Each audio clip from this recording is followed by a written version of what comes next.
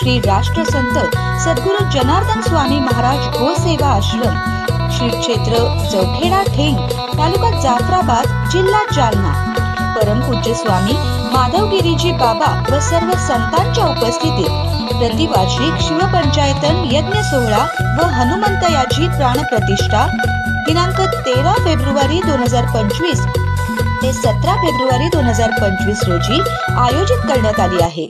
तरी आपण सर्वांनी या प्रसंगी उपस्थित राहावे ही नम्र विनंती।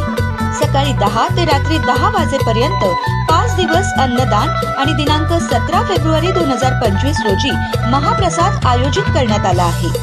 कार्यक्रम स्थळ श्री जनेश्वर महादेव मंदिर, श्री संत जनार्दन स्वामी गोसेवा आश्रम, जवखेडा ठेंग, तालुका जाफराबाद, जिल्हा जालना।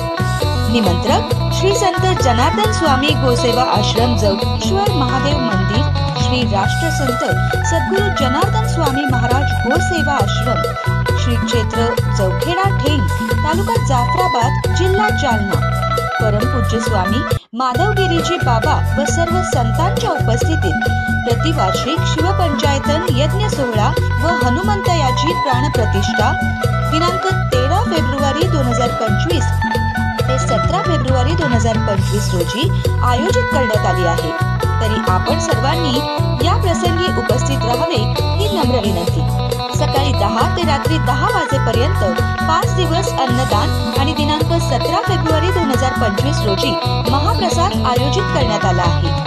कार्यक्रम स्थळ श्री जनेश्वर महादेव मंदिर, श्री संत जनार्दन स्वामी गोसेवा आश्रम, जवखेडा ठेंग, तालुका जाफराबाद, जिल्हा जालना।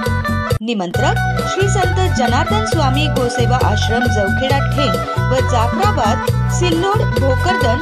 शिवशंकराची आकाशवाणी